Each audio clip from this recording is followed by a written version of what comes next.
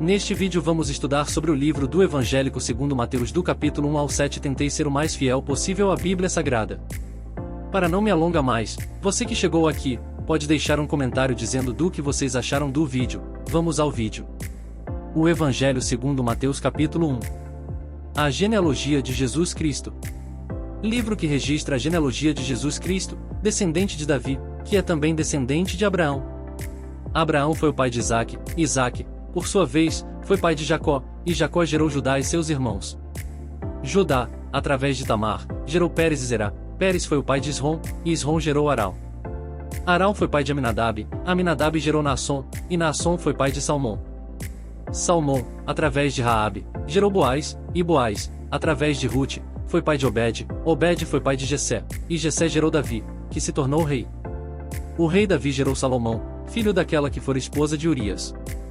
Salomão foi pai de Roboão, Roboão gerou Abias, Abias gerou Asa, Asa foi pai de Josafá, Josafá gerou Jorão, Jorão foi pai de Uzias, Uzias gerou Jotão, Jotão foi pai de Acais, Acais gerou Ezequias, Ezequias foi pai de Manassés, Manassés gerou Amon, Amon foi pai de Josias, Josias gerou Jecônias e seus irmãos durante o período do exílio na Babilônia. Após o exílio na Babilônia, Jecônias gerou Salatiel, Salatiel foi pai de Zorobabel, Zorobabel gerou Abiúde, Abiúde foi pai de Eliaquim, Eliaquim gerou Azor, Azor foi pai de Sadoque, Sadoque gerou Aquim, Aquim foi pai de Eliúde, Eliúde gerou Eleazar, Eleazar foi pai de Matã, Matã gerou Jacó, e Jacó gerou José, que foi marido de Maria, da qual nasceu Jesus, chamado Cristo. Assim, desde Abraão até Davi, houve 14 gerações, de Davi até o exílio na Babilônia, mais 14 gerações, e do exílio na Babilônia até Cristo, também 14 gerações. O nascimento de Jesus Cristo ocorreu da seguinte maneira: em Maria, sua mãe, já estava comprometida em casamento com José, mas antes que eles coabitassem, descobriu-se que ela estava grávida pelo Espírito Santo. José, seu noivo, sendo um homem justo e não querendo expô-la à desonra pública, planejou deixá-la em segredo. Enquanto ele ponderava sobre isso, um anjo do Senhor lhe apareceu em um sonho e disse: em José, filho de Davi, não tema receber Maria como sua esposa, pois o que nela foi concebido é do Espírito Santo. Ela dará à luz um filho, e você deverá chamá-lo de Jesus, pois ele salvará o seu povo dos pecados deles. Tudo isso aconteceu para cumprir o que o Senhor havia dito através do profeta: e a virgem conceberá e dará à luz um filho, e o chamarão de Emanuel, que significa Deus conosco. Ao acordar, José fez como o anjo do Senhor lhe havia instruído e tomou Maria como sua esposa. Contudo, ele não teve relações com ela até que ela deu à luz um filho, e ele o nomeou Jesus. O Evangelho segundo Mateus capítulo 2, os magos do Oriente. Depois que Jesus nasceu em Belém da Judeia, durante o reinado do rei Herodes, magos vieram do Oriente a Jerusalém. Eles perguntaram: onde está aquele que nasceu rei dos judeus? Pois vimos a sua estrela no Oriente e viemos adorá-lo. Quando o rei Herodes ouviu isso, ficou perturbado, e toda Jerusalém com ele. Herodes então reuniu todos os principais sacerdotes e mestres da lei e perguntou-lhes onde o Cristo deveria nascer. Eles responderam: em Belém da Judeia, pois assim está escrito pelo profeta: e tu, Belém, terra de Judá, de modo algum és a menor entre os governantes de Judá, pois de ti virá um líder que apacentará o meu povo, Israel. Então Herodes chamou secretamente os magos e indagou a eles o tempo exato em que a estrela havia aparecido. Enviando-os a Belém, disse: vão e procurem diligentemente pelo menino. Quando o encontrarem, informem-me, para que também eu vá e o adore. Após ouvirem o rei, os magos partiram, e a estrela que tinham visto no Oriente os guiava até que parou sobre o lugar onde estava o menino. Ao verem a estrela, eles ficaram extremamente alegres. Ao entrarem na casa, viram o menino com Maria, sua mãe, e prostraram-se e o adoraram. Abrindo seus tesouros, ofereceram-lhe presentes, ouro, incenso e mirra. Avisados em sonho para não voltarem a Herodes, retornaram ao seu país por outro caminho. A fuga para o Egito e a matança dos inocentes após a partida dos magos, um anjo do Senhor apareceu a José em sonho e disse: levante-se, tome o menino e sua mãe e fuja para o Egito. Fique lá até que eu lhe diga, pois Herodes vai procurar o menino para matá-lo. José se levantou, tomou o menino e sua mãe durante a noite e partiu para o Egito, onde ficaram até a morte de Herodes. Isso ocorreu para cumprir o que o Senhor havia dito através do profeta: do Egito chamei o meu filho. Quando Herodes percebeu que havia sido enganado pelos magos, ficou furioso e ordenou que todos os meninos de 2 anos para baixo em Belém e em seus arredores fossem mortos, conforme o tempo que ele havia determinado a partir da informação dos magos. Então se cumpriu o que fora dito pelo profeta Jeremias: ouviu-se uma voz em Ramá, lamento, choro e grande pranto, Raquel chorando por seus filhos e recusando ser consolada, porque eles já não existem. À volta do Egito após a morte de Herodes, um anjo do Senhor apareceu em sonho a José no Egito e disse: Levante-se, tome o menino e sua mãe e volte para a terra de Israel, pois aqueles que procuravam matar o menino já morreram. Então José se levantou, tomou o menino e sua mãe e voltou para a terra de Israel. No entanto, ao ouvir que Arquelau reinava na Judéia no lugar de seu pai Herodes, teve medo de ir para lá. Avisado em sonho, ele se retirou para a região da Galileia, onde se estabeleceu em uma cidade chamada Nazaré. Isso aconteceu para cumprir o que fora dito pelos profetas: ele será chamado Nazareno. O Evangelho segundo Mateus capítulo 3, João Batista. Naqueles dias, João Batista apareceu pregando no deserto da Judeia. Ele dizia: arrependam-se, porque o reino dos céus está próximo. Este é aquele de quem falou o profeta Isaías, dizendo, voz de alguém que clama no deserto: preparem o caminho do Senhor, endireitem as suas veredas. João usava roupas feitas de pelos de camelo e tinha um cinto de couro em torno da cintura, seu alimento eram gafanhotos e mel silvestre.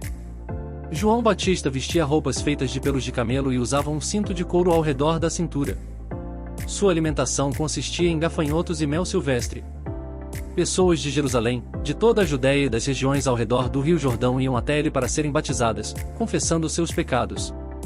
Quando João viu muitos fariseus e saduceus se aproximando para o batismo, ele os confrontou, chamando-os de raça de víboras e questionando quem os havia alertado para fugir da ira futura.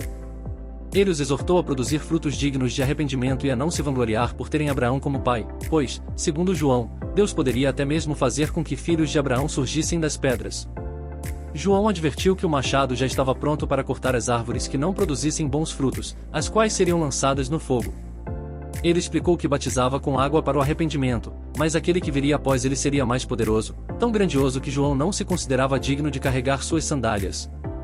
Esse que viria batizaria com o Espírito Santo e com fogo. João também disse que esse Messias traria uma pá em sua mão, para limpar sua eira, recolher o trigo em seu celeiro e queimar a palha com fogo eterno. Nesse momento, Jesus veio da Galileia até João, no Jordão, para ser batizado. No entanto, João hesitou, dizendo que ele é quem precisava ser batizado por Jesus. Mas Jesus insistiu, afirmando que era necessário fazer aquilo para cumprir toda a justiça. João, então, consentiu e batizou Jesus. O Evangelho segundo Mateus capítulo 4, a tentação de Jesus. Assim que Jesus saiu da água, os céus se abriram, e o Espírito de Deus desceu sobre ele em forma de pomba. E uma voz dos céus proclamou: Este é o meu Filho amado, em quem me agrado. Depois disso, o Espírito conduziu Jesus ao deserto, onde ele foi tentado pelo diabo. Após jejuar por 40 dias e 40 noites, Jesus sentiu fome. O tentador se aproximou e desafiou Jesus, dizendo que, se ele fosse o Filho de Deus, poderia transformar pedras em pães. Jesus respondeu citando a Escritura: E nem só de pão viverá o homem, mas de toda palavra que sai da boca de Deus. O diabo, então, levou Jesus à cidade santa e o colocou no ponto mais alto do templo, dizendo que, se ele fosse o Filho de Deus, poderia se jogar dali, pois os anjos o protegeriam, conforme estava escrito. Jesus novamente replicou com a Escritura: E não tentarás o Senhor teu Deus. Por fim, o diabo levou Jesus a um monte muito alto, mostrando-lhe todos os reinos do mundo e suas riquezas, oferecendo-os em troca de adoração. Jesus rejeitou a oferta, ordenando que Satanás se afastasse, dizendo: Adorarás ao Senhor teu Deus, e só a ele servirás. O diabo então o deixou, e os anjos vieram e serviram a Jesus. Após ouvir que João havia sido preso, Jesus voltou para a Galileia. Ele deixou Nazaré e foi morar em Cafarnaum, na região de Zebulon e Naftali, cumprindo assim a profecia de Isaías: na terra de Zebulon e Naftali, junto ao caminho do mar, além do Jordão, Galileia dos gentios, o povo que vivia nas trevas viu uma grande luz, e para aqueles que viviam na sombra da morte, uma luz raiou. Desde então, Jesus começou a pregar, dizendo: Arrependei-vos, porque o reino dos céus está próximo. Enquanto caminhava à beira do mar da Galileia, Jesus viu dois irmãos, Simão, chamado Pedro, e André, que lançavam redes ao mar, pois eram pescadores. Jesus os chamou, dizendo: Sigam-me, e eu farei de vocês pescadores de homens. Eles imediatamente deixaram as redes e o seguiram. Mais adiante, Jesus viu outros dois irmãos, Tiago e João, que estavam com seu pai, Zebedeu, consertando redes em um barco. Ele os chamou, e eles também deixaram tudo e o seguiram. Jesus percorreu toda a Galileia, ensinando nas sinagogas, pregando o evangelho do reino e curando todo tipo de enfermidade e doença entre o povo. Sua fama se espalhou por toda a Síria, e pessoas que sofriam de diversas doenças e tormentos, incluindo possessões demoníacas, epilepsia e paralisia, eram trazidas até ele, e ele as curava. Grandes multidões de Galiléia, Decápolis, Jerusalém, Judéia e além do Jordão começaram a segui-lo. O Evangelho segundo Mateus capítulo 5, o Sermão da Montanha. Vendo as multidões, Jesus subiu a um monte. Ao se sentar, seus discípulos se aproximaram. Ele começou a ensiná-los, proclamando as bem-aventuranças: bem-aventurados os pobres de espírito, porque deles é o reino dos céus; bem-aventurados os que choram, porque serão consolados; bem-aventurados os mansos, porque herdarão a terra; bem-aventurados os que têm fome e sede de justiça, porque serão fartos; bem-aventurados os misericordiosos, porque alcançarão misericórdia; bem-aventurados os puros de coração, porque verão a Deus; bem-aventurados os pacificadores, porque serão chamados filhos de Deus; bem-aventurados os que sofrem perseguição por causa da justiça, porque deles é o reino dos céus. Ele continuou, dizendo que eram bem-aventurados quando fossem insultados e perseguidos, e quando mentissem e dissessem todo mal contra eles por causa dele. Ele os incentivou a se alegrar e regozijar, pois grande era a recompensa no céu, assim como os profetas antes deles haviam sido perseguidos. Jesus também ensinou que seus discípulos eram o sal da terra e a luz do mundo. Ele advertiu que, se o sal perdesse seu sabor, não serviria para nada além de ser jogado fora e pisoteado. Ele explicou que uma cidade situada em um monte não pode ser escondida, e que uma lâmpada não é acesa para ser colocada debaixo de um cesto, mas em um lugar alto para iluminar toda a casa. Da mesma forma, ele os exortou a deixar sua luz brilhar diante dos homens, para que eles vissem suas boas obras e glorificassem o Pai que está nos céus. Jesus também esclareceu que não veio para abolir a lei ou os profetas, mas para cumpri-los. Ele assegurou que, enquanto o céu e a terra existirem, nenhum detalhe da lei será omitido, até que tudo seja realizado. Ele advertiu que quem violar um desses mandamentos, mesmo o menor, e ensinar os outros a fazerem o mesmo, será considerado o menor no reino dos céus. Aquele que desobedecer a um dos menores mandamentos e ensinar os outros a fazerem o mesmo será considerado o menor no reino dos céus, mas aquele que obedecer e ensinar os mandamentos será considerado grande no reino dos céus. Digo-vos que, se a vossa justiça não for superior à dos escribas e fariseus, de maneira alguma entrareis no reino dos céus. Ouviste o que foi dito aos antigos: e não matará, e quem matar estará sujeito ao julgamento. Porém, eu vos digo que qualquer que se irar contra o seu irmão sem motivo estará sujeito ao julgamento, e quem chamar seu irmão de raça será levado ao tribunal, e quem lhe chamar de tolo estará em perigo do fogo do inferno. Portanto, se estiveres apresentando a tua oferta no altar e te lembrares de que teu irmão tem algo contra ti, deixa a tua oferta ali no altar e vai reconciliar-te primeiro com teu irmão, depois volta e apresenta a tua oferta.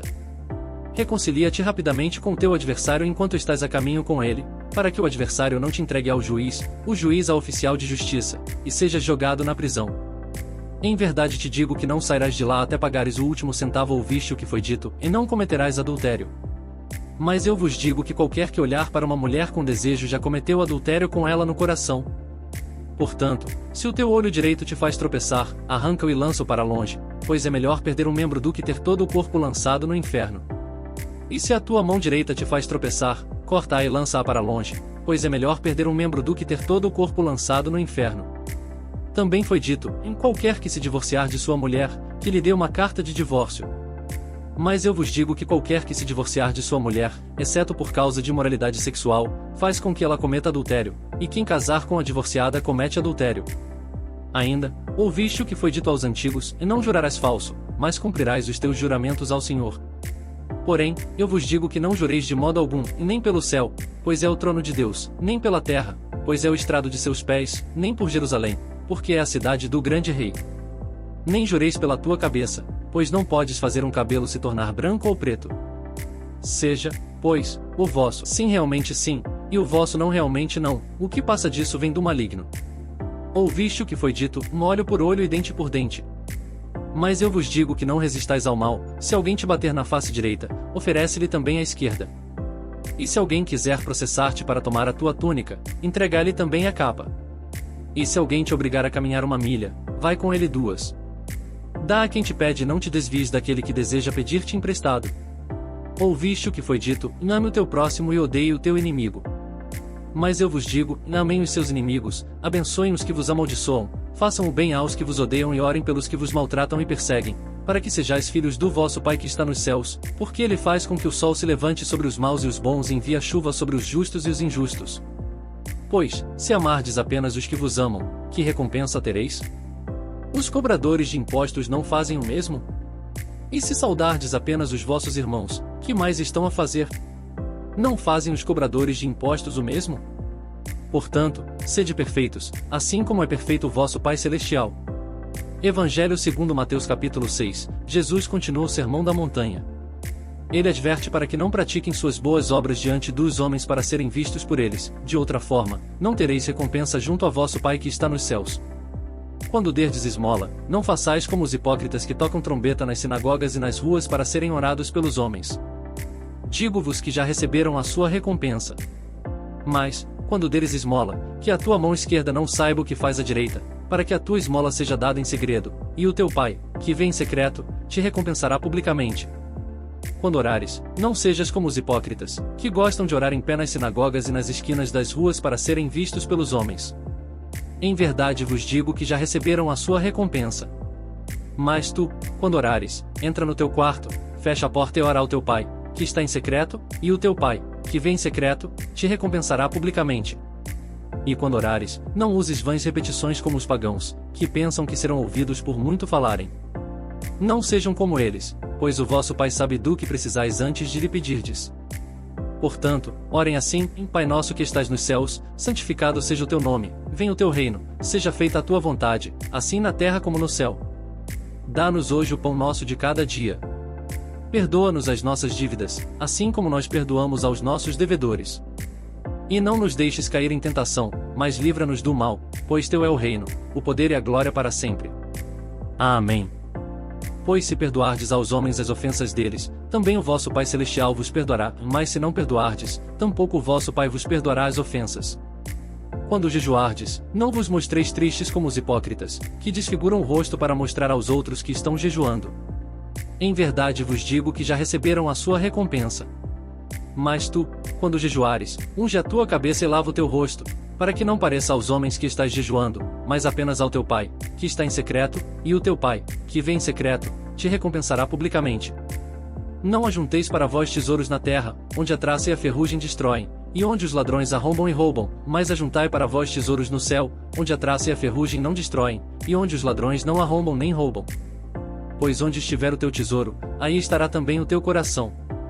A lâmpada do corpo são os olhos. Se os teus olhos forem bons, todo o teu corpo será cheio de luz. Se os teus olhos forem bons, todo o teu corpo estará cheio de luz, mas se forem maus, o teu corpo será mergulhado em trevas. Portanto, se a luz que há em ti são trevas, quão profundas serão essas trevas? Ninguém pode servir a dois senhores, pois ou odiará um e amará o outro, ou se dedicará a um e desprezará o outro. Vocês não podem servir a Deus e às riquezas. Por isso, vos digo, e não fiquem ansiosos quanto à sua vida, sobre o que irão comer ou beber, nem pelo corpo, quanto ao que irão vestir. A vida não é mais do que o alimento, e o corpo mais do que as vestes. Observem as aves do céu, que não semeiam, não colhem, nem armazenam em celeiros, contudo, o vosso Pai Celestial as alimenta. Vocês não têm muito mais valor do que elas? E qual de vocês, por mais que se preocupe, pode acrescentar um só centímetro à sua altura? E por que vocês se preocupam com as vestes? Considerem os lírios do campo, como crescem, eles não trabalham, nem fiam. E, no entanto, eu vos digo que nem mesmo Salomão, em toda a sua glória, se vestiu como qualquer deles. Se Deus veste assim a erva do campo, que hoje existe e amanhã é lançada no forno, não vestirá muito mais a vocês, homens de pouca fé? Portanto, não se preocupem, dizendo, o que vamos comer? Ou, o que vamos beber? Ou, com o que vamos nos vestir? Pois os gentios é que procuram todas essas coisas, o vosso Pai Celestial sabe que vocês necessitam de todas elas. Mas, busquem em primeiro lugar o reino de Deus e a sua justiça, e todas essas coisas lhes serão acrescentadas. Portanto, não se preocupem com o dia de amanhã, pois o amanhã trará as suas próprias preocupações. Basta a cada dia o seu próprio mal. O Evangelho segundo Mateus capítulo 7, continuando o Sermão da Montanha. O julgamento imprudente, não dar as coisas santas aos cães, perseverança na oração, a porta estreita, os falsos profetas, devemos ouvir e cumprir as palavras de Jesus. Não julguem, para que não sejam julgados, porque com o julgamento com que julgarem, vocês serão julgados, e com a medida com que medirem, também serão medidos. E por que você repara no cisco que está no olho do seu irmão e não percebe a trave que está no seu próprio olho? Como você pode dizer ao seu irmão: deixe-me tirar o cisco do seu olho, quando há uma trave no seu próprio olho? Hipócrita, tire primeiro a trave do seu próprio olho e então você verá claramente para tirar o cisco do olho do seu irmão. Não deem aos cães o que é sagrado, não joguem as suas pérolas aos porcos, pois estes as pisarão e, voltando-se contra vocês, os despedaçarão. Peçam, e lhes será dado, busquem, e encontrarão, batam, e a porta será aberta para vocês. Pois todo aquele que pede, recebe, o que busca, encontra, e a quem bate, a porta será aberta. Quem de vocês, se seu filho pedir pão, lhe dará uma pedra? Ou se pedir peixe, lhe dará uma cobra? Se vocês, apesar de serem maus, sabem dar boas coisas aos seus filhos, quanto mais o Pai de vocês, que está nos céus, dará coisas boas aos que lhe pedirem. Assim, em tudo, façam aos outros o que vocês querem que eles lhes façam, pois está é a lei e os profetas. Entrem pela porta estreita, pois larga é a porta, e espaçoso o caminho que leva à destruição, e são muitos os que entram por ela. Mas estreita é a porta, e apertado o caminho que conduz à vida, e são poucos os que a encontram. Cuidado com os falsos profetas, que vêm a vocês vestidos de ovelhas, mas por dentro são lobos devoradores. Pelos seus frutos os conhecerão. Acaso se colhem uvas de espinheiros, ou figos de abrolhos? Da mesma forma, toda árvore boa dá frutos bons, mas a árvore ruim dá frutos ruins. A árvore boa não pode dar frutos ruins, nem a árvore ruim pode dar frutos bons. Toda árvore que não produz bons frutos é cortada e lançada ao fogo. Assim, pelos seus frutos vocês os conhecerão. Nem todo aquele que me diz, Senhor, Senhor, entrará no reino dos céus, mas apenas aquele que faz a vontade de meu Pai que está nos céus. Muitos me dirão naquele dia, Senhor, Senhor, não profetizamos em teu nome? Em teu nome não expulsamos demônios e não realizamos muitos milagres? Então eu lhes direi claramente, e nunca os conheci. Afastem-se de mim vocês, que praticam o mal. Portanto, quem ouve estas minhas palavras e as pratica é como um homem prudente que construiu a sua casa sobre a rocha. Caiu a chuva, transbordaram os rios, sopraram os ventos e deram contra aquela casa, e ela não caiu, porque tinha seus alicerces na rocha. Mas quem ouve estas minhas palavras e não as pratica é como um insensato que construiu a sua casa sobre a areia. Caiu a chuva, transbordaram os rios, sopraram os ventos e deram contra aquela casa, e ela caiu. E grande foi a sua queda.